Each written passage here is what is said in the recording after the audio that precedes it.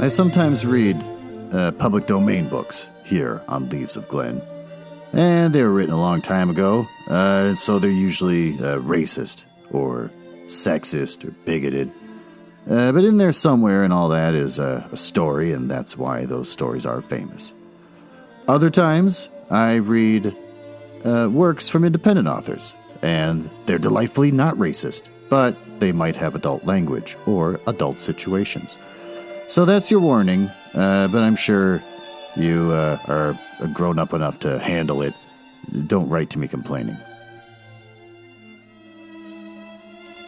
You've come to Leaves of Glen, where I read the hottest in public domain books and short stories. This week, we're going to read a story from the children's book of Thanksgiving stories. This one's called Thanksgiving at Todd's Asylum. Gonna take a little break for the Blue Fairy book to read you this terrifying tale. I imagine it's terrifying. I haven't read it yet, but we're going to find out as we go along. Tell a funny little quip about Sixer, my six-toed cat. Well, I had a happy hour on video for work for a person that's leaving, someone that was also laid off, just as I was. But they found a job right away, and they just kind of slid on in. I've been holding out for a position within the same company that didn't work out. So now I'm terrified. And so we sit at this happy hour with these people, and I have kind of a weird butterfly feeling in my stomach, and I feel like, hopefully I'll be as lucky as this person that we're sending off. And everyone's drinking beers and having a great time, but I can't stop thinking about Winthrop Packard, the author of the story we're about to read, Thanksgiving at Todd's Asylum. And how you look online and there's literally nothing about Winthrop Packard available anywhere for you to read. That's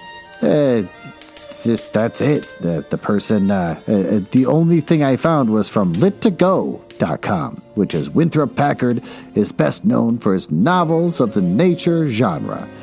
His works include Old Plymouth Trails, Wild Pastures, Florida Trails, Woodland Paths, and Wildwood Ways. So, that doesn't help anything. I know nothing about the author of this short story, specifically tailored for Thanksgiving.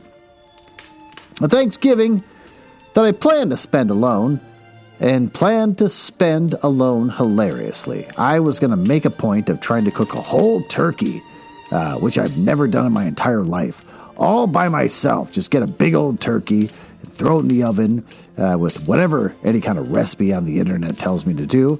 And then I was going to make, the whole stuffing and cranberries and just have a whole spread on my dining room table. And then take pictures of it and pictures of myself, pathetically, with this whole layout and the entire dining room table, just me at the end by myself. And boy, wouldn't that be fun to send to people, both for hilarity and a subtle kind of pity.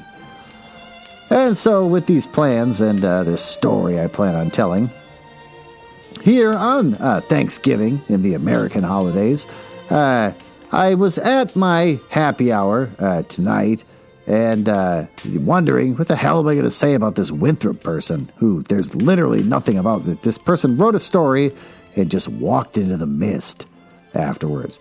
And as I sat there, and I'm not making this up, Sixer, my six-toed cat, who's also 22 years old, kind of got into the frame. And everyone on the call was like, oh, what's that? And I'm like, it's my bony, smelly, old cat, Sixer.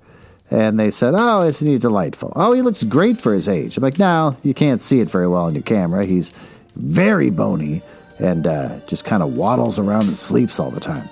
And they said, he's a delight. I'm like, no, he's not a delight. And then he looked at me with his eyes, his weird, glassy, cataract eyes, and said, what are you going to read about? And I said, shh, not now. I'm on a happy hour with my coworkers. And he said, what are you worried you're going to lose your job? And I said, yes, I'm worried about it because I don't have a fallback. I thought I had a fallback. I don't have a fallback now. And then everyone could hear me saying all this on the thing. And then he said, you got to read a turkey story tonight? And I said, shut up, Sixer. I'm tired of hearing from you. And then he just sort of stared at me for a while. with his bottom lip hanging down, and his black teeth, because they're so neglected. Thank God the clock struck, because I have nothing to say. I really don't have anything to say. And so now we're going to move on to the story of Thanksgiving at Todd's Asylum.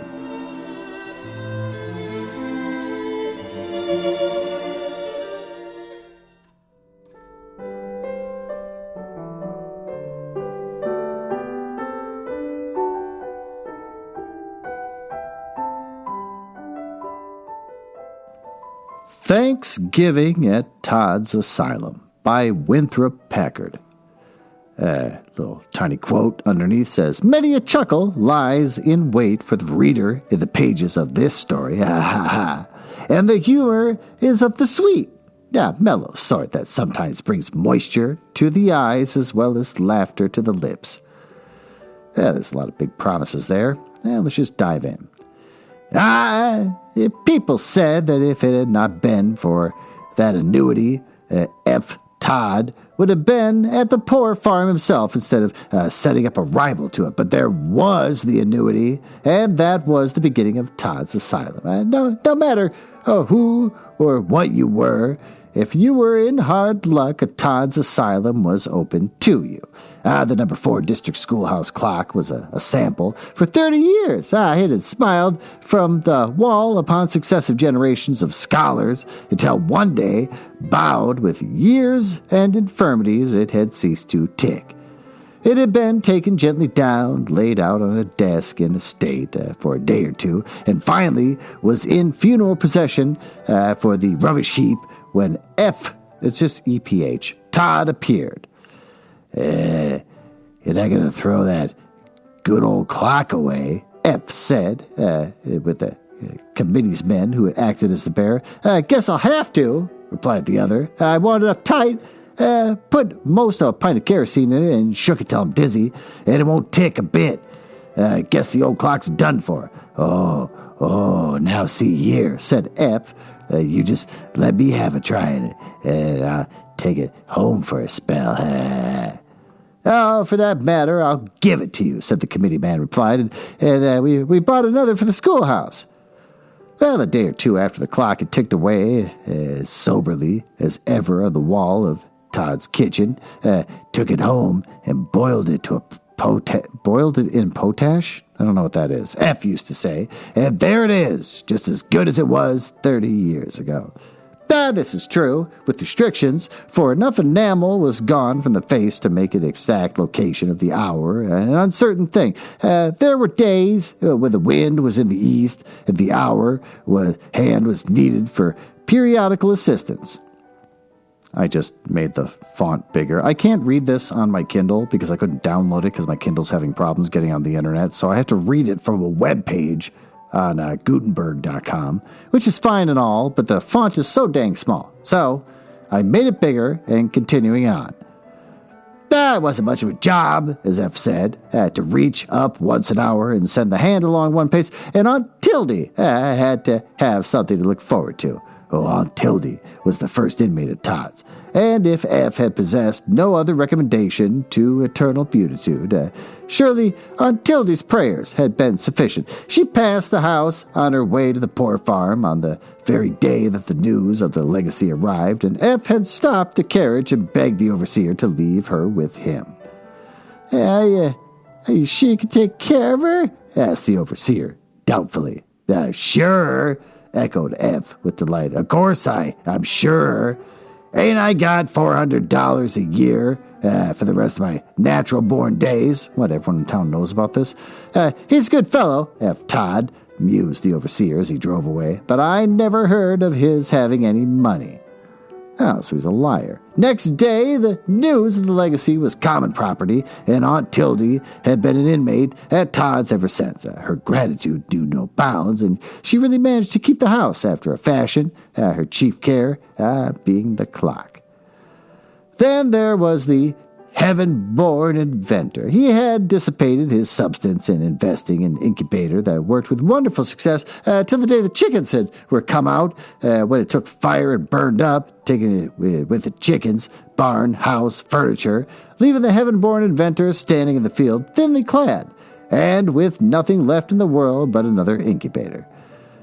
With this, he had shown up promptly at Todd's, and there had been dwelt thenceforth, feeling a pretty fair portion of the annuity and further incubator experience. With excellent sagacity for him, F had obliged the heaven-born inventor to keep his machine in a little shed behind the barn, so that when this one burned up, there was time to get the horse and the cow out before the barn burned, and the village fire department managed to save the house. Repairing the loss made quite a hole of the annuity, and all the heaven-born inventor had to show for it was millitades. Millitades.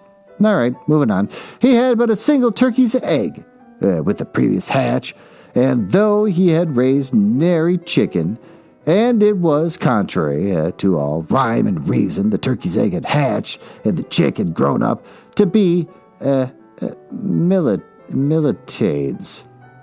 I'm not looking it up. Millitades! I was a big gobbler now. It had a right to be named Ishmael. For his hand was against all men, and he took care of himself, was never shut up nor handled, and led a wild, nomadic life. Last of all came Fisherman Jones. What kind of asylum is this? He's just scooping up randoms. He was old now and couldn't see very well and able to go to the brook or pond to fish, but he still started out daily with the fine new rod and reel, which the annuity had bought for him, and would sit out in the sun, joint his rod together, and fish in the dry pasture with perfect contentment. You would not think Fisherman Jones of much use, but it was he who caught millitades and made the Thanksgiving dinner possible. The new barn had exhausted the revenues completely, and there would be no more income till January 1st. But one must have a turkey for Thanksgiving, and there was millitades. To catch millitades became the household problem. The heaven-born inventor set wonderful traps for him, which caught almost everything but millitades, who easily avoided them. F used to go out daily before breakfast and chase millitades, but as he might as well have chased a government position. Get it? The turkey scorned him and grew only wilder and tougher, till he had a lean and hungry look that would have shamed Cassius. The day before Thanksgiving, it looked as if there would be no turkey at dinner for Todd's. But here, Fisherman Jones stepped into the breach. It was a beautiful Indian summer day. That's a term that I used to know as a child, but also, much later seemed racist. And he hobbled out into the field for an afternoon's fishing. Here he sat on a log and began to make casts in the open. Nearby, under a savin bush, lurked millitades, and he viewed these actions with the scorn of a long familiarity. By and by, Fisherman Jones kicked up a loose bit of bark and disclosed beneath it a fine white grub, of the sort which blossoms into June beetles with the coming of spring. What? He was not so blind that he saw this, and with a chuckle at the thoughts it called up, he baited his hook with it. A moment after, Todd, coming out of the new barn, heard the click of a reel. It was astonished to see Fisherman Jones standing almost erect, his eyes blazing with the old-time fire, his rod bent, his reel buzzing. And at the end of a good 40 feet of the line was millitades rushing in frantic strides for the woods. Good land, said F. It's the turkey. Snub him, he yelled. Don't let him get the line on you. He's hooked. Snub him, exclamation point. Snub him, exclamation point. The whir of the reel deadened now, and the stride of millitades was perceptibly lessened, and then became but a vigorous up-and-down hop, while the tense line sang in the gentle autumn breeze. Todd, gasped Fisherman Jones, this is the whoppingest old bass I ever hooked yet. Beeswax, how does he pull? And with the words, the fisherman Jones went backward over the log, waving the pole in the air and his stiff legs in the air. The turkey had suddenly slackened the line. Give him the butt! Exclamation point. Give him the butt! Exclamation point, roared Ep, rushing up. Even where he lay, the fisherman Blood and fisherman Jones responded in this stirring appeal. And as the rod bent in a tense half circle, a race began such as no elderly fisherman was ever the center of before. Round and round went Militates, with the white grub in his crop, and the line above it gripped tightly in his strong beak, and the round and round went Todd, his outstretched arms waving like the turkey's wings, and his big boots denting the soft pasture turf with the vigor of his gallop. And in the center, fisherman Jones, too, nearsighted to see what he had hooked, had risen on one knee and revolved, with the coursing bird, his soul wrapped in one idea, to keep the butt of his rod aimed at the whirling game. Hang to him! Exclamation point. Reel him in! Exclamation point. We'll get him! Exclamation point, shouted F, and with the word he caught his toe and vanished into the prickly depths of the savin bush. Just as the heaven-born inventor came over the hill, it would be interesting to know just what scheme the heaven-born inventor would have put in motion for the capture of Militates. But just as he stepped into one of his own extraordinary traps, set for the turkey, of course, and with the foot held fast began to flounder about the cries of rage and dismay. This brought F's head above the fringe of savin bush again, and now he beheld a wonderful sight.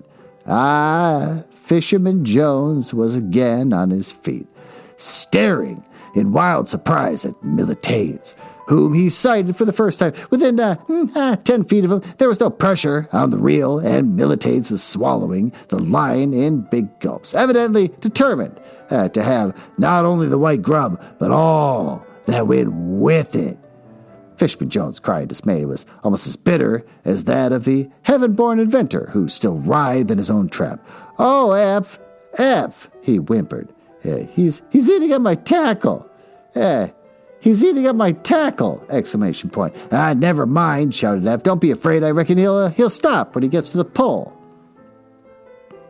Now, those who knew Militates at his best have doubts as to this, but fortunately it was not put to the test. F scrambled out of his bush and, taking up the chase once more, soon brought it to an end.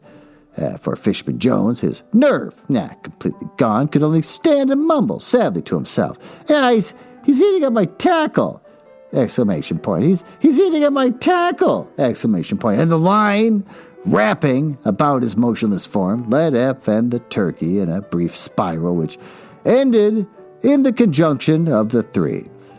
It was not until the turkey was decapitated that F remembered the heaven-born inventor had hastened to his rescue. He was still in his trap, but he's quite content, for he was figuring out a plan for an automatic release from the same, something which should hold the captive so long, and then let him go. In the interest of humanity, he found the trap from the captive's point of view very interesting and instructive. The tenacity of Militate's makeup was further shown for the difficulty F and Fisherman Jones had in separating him from his feathers that evening. They caught him. And Aunt Tildy was so interested in the project of the heaven-born inventor to raise featherless turkeys that she forgot the yeast cake she had put to soak until it had been boiling merrily for some time. Everything seemed to go wrong, N2, and they sat up so late that Mrs. Simpkins, across the way, was led to observe that either someone was dead over at Todd's or else they were having a family party. And in a certain sense, she was right both ways. The crowning misadventure came the next morning. F started for the village with his mind full of commissions and from Aunt Tildy, and some of which he was sure to forget, and in a great hurry, lest he forget them all, he threw the harness hastily upon Dobbin, hitched him out of the wagon, which had stood out in the soft ground overnight, and in an eager, "Get up there!" exclamation point, gave him a slap of the reins. Next moment, There was a ripping sound, and the heaven-born inventor came to the door just in time to see the horse going out to the yard for a run, with F following, still clinging to the reins and taking strides much like those of Baron Munchausen's courier. Here, called the inventor. You forgot the wagon. Come back, F. You forgot the wagon. Jedediah Jodkins, said F as he swung an eccentric curve about the gatepost. Do you? Whoa! Exclamation point. Suppose I'm such a whoa! 2 exclamation points. Fool that I don't know I'm riding a whoa! Exclamation point in a whoa! Exclamation point wagon. And with this, F vanished up street in the wake of galloping horse, still clinging valiantly to the reins. I believe he did forget the wagon, said the heaven-born inventor. He's perfectly capable of it. But when he reached the barn, he saw the trouble. The ground had frozen hard overnight, and the wagon wheels sunken in where it held in a vise. F had started the horse suddenly, and the obedient animal had walked right out to the shafts, harness and all. A half hour later, F was back in Dobbin, unharmed, but a trifle weary. It took more than an hour, after all, in Auntili's hot water to thaw out the wheels. And when it was done, F was so confused that he drove to the village and back and forgot every one of his commissions. And in the midst of all this, the clock stopped. That settled the matter for Aunt Tildy. She neglected the pudding. She forgot the pies. And she let the turkey bake in the overheated oven while she fretted about the clock. And when it was finally set going, after long and careful investigation by F, the frantic but successful attempts on part of Aunt Tildy to keep the heaven-born inventor from ruining it forever, it was dinner hour. Poor Aunt Tildy. The dinner was crowning sorrow of her life. The vegetables were cooked to rags. The pies were charcoal shells, and the pudding had not been made. As for Militade's, he was 10 times tougher than in life.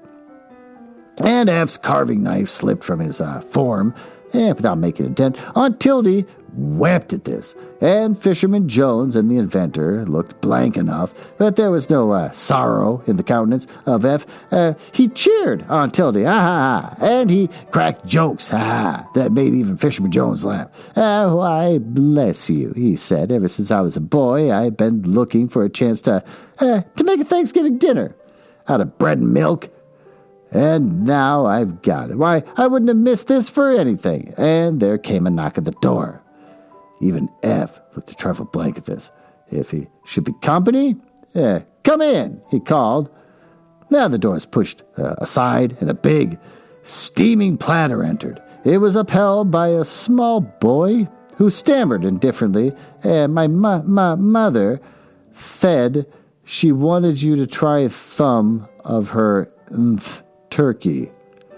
This is seeming mildly offensive. Well, said F. Aunt Tildy has cooked a turkey for us today, and she's a main good cook. F did not appear to see the signs that the heaven-born inventor was making to him, but I heard that your mother does things pretty well, too. We're greatly obliged. And F put the steaming platter on the table. She says you can... Oh, this is bad. Send the platter home tomorrow, stammered the boy, and stammered himself out. He ran into another, and the other held high a big dish of plum pudding, from which a spicy aroma filled the room. Again, the heaven-born inventor made signs to F. Our folks told me to ask if you wouldn't try this plum pudding, said the newcomer. They made an extra one, and the cousins we expected didn't come, so we could spare it just as well as not. Well, it seemed as if F hesitated a moment, and the inventor's face became a panorama. And then he took the boy by the hand, and there was an odd shake in his voice as he said, I'm greatly obliged to you. We all are. Something happened to our plum pudding, and we didn't have any. Tell your ma we send our thanks. There was the sound of voices, a greeting in the hallway, and the 2 young girls entered, each laden with a basket. Mr. Todd, they both said at once. We couldn't wait to knock. We want you to try some of our Thanksgiving. It was Mother's birthday, and we cooked it extra for that. We got so much, we can't get all ours on the table. She'll feel real hurt if you don't. Somehow, F couldn't say a word, but there was nothing to matter. Okay, I get it. So everyone in town is coming to the asylum. And it's an asylum? An asylum? Okay, there's a lot of problems there, but we're just going to let that one go. But apparently this is a nice gesture by the entire town to this asylum.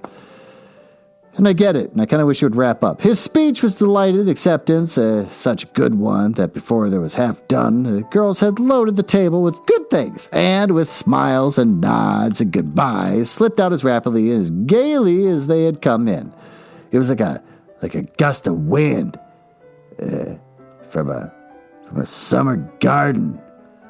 The table, but now so bare, fairly sagged and steamed with offerings of Thanksgiving. Somehow, the steam got into F's eyes, made them all wet. Till all he could do was say whimsically, "There goes my last chance at a bread-milk Thanksgiving." But Tildy had the floor, with her faded face all alight. "F. Todd," she said, "you needn't look so frustrated." Frustrated? That's a word, frustrated. "It's nothing more than you deserve, and not half so much either. Ain't you the kindest man yourself that ever lived? Ain't you always doing something for everybody? And helping every one of these neighbors in all sorts of ways? I'd like to know what the whole place would do without you. And now, just because they remember you on Thanksgiving Day, you look like big dash, big dash." The steam had got into Aunt Tildy's eyes now, and she sat down again. Just as there came another knock at the door, a timid sort of knock this time, the heaven-born inventor's face widened in beautified smiles of expectation at this, but F looked at him sturdily in the eye. "Jedediah Jodkins," he said, "if that is any more people bringing things to eat in this house, they'll have to go away. We can't have it. We got enough here now to feed a boarding school." The heaven-born inventor sprang eagerly to his feet. "Oh, don't you do it, F," he said. "Don't you do it. I've just thought of a way to can it."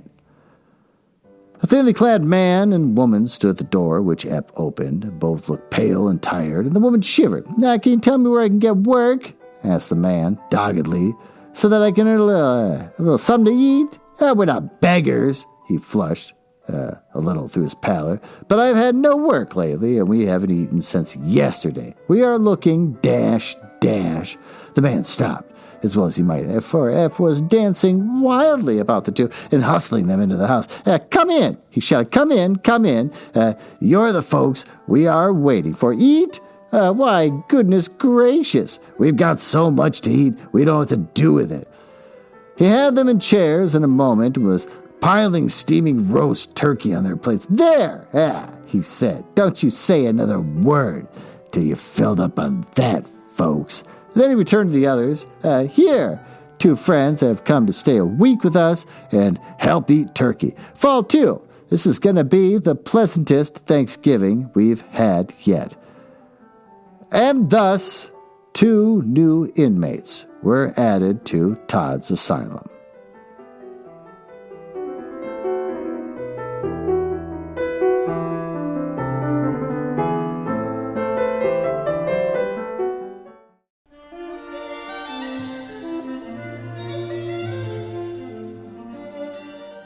Well, what happened here in this glorious Thanksgiving Day story? Well, it's a guy named Todd that just kind of has a house that people just stay at. It's not really an asylum. I couldn't really understand as I was reading it what makes it an asylum. I was thinking like crazy people or something. But no, it's just people in general that just stay with him. It starts out with a clock that gets dismissed very early on and almost has no point for the rest of the story, but it does focus the woman who's eventually going to be the cook to not be able to do her job because the clock's not working very well. And then the town, which we've learned nothing about, suddenly appreciates the hell out of him and just brings him food. And then 2 layabouts, 2 scamps, suddenly show up and say, well, we don't got anywhere. We're not beggars, okay? We're not handout people, okay? We just need some work. Oh, hey, you got food. Then they sit down, they eat the dinner. So Todd's dancing around like a weirdo, and there's like a weird inventor for no reason who just kind of doesn't do anything except for, I know how to can the food, and we're going to keep it in the basement for like the next 70 years. So, what's good about this story? The spirit of giving. On a holiday in America based on a bunch of starving white people that Native Americans helped out, and they said thank you. Oh boy, we're so thankful. Can't wait to destroy you and the rest of your land after that. What sucks? Well, I don't know. I guess it's a story of goodwill and giving. Nothing really sucks, except for the context of the holiday where we had the Native Americans help the white people, who later turned and killed all of them and took their land. What do we learn? Kindness comes at a price. Oh, you can be kind to someone, but they will turn on you and kill you and take all of your land. So with that, thanks for listening, and I'll see you in the next episode. Enjoy this next pre-recorded part.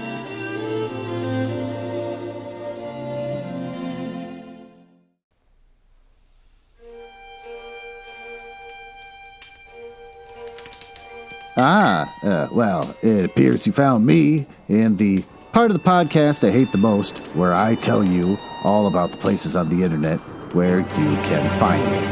You can tell I hate this because of the sound effects making it sound like a stormy night in the drawing room of the damned. Now, there's that. Well, you can find me at my website, nuzzlehouse.com, where I have a backlog of everything I've ever read. You can search for it by author if you're a weirdo who's into that kind of thing. You can also find me on my completely dead and never used Instagram at House Nuzzle, which you'll never see me update. You can find me on Twitter at House Nuzzle, where you can leave me a message or something if you want. I post on there just when I have new episodes and nothing else. Or if you want to speak to me directly, you can email me at glenn.nuzzles@gmail.com. Thanks for listening, and we will see you in the next episode. Now let's see. I swear I still got one left down here. No. It's got a cigarette button.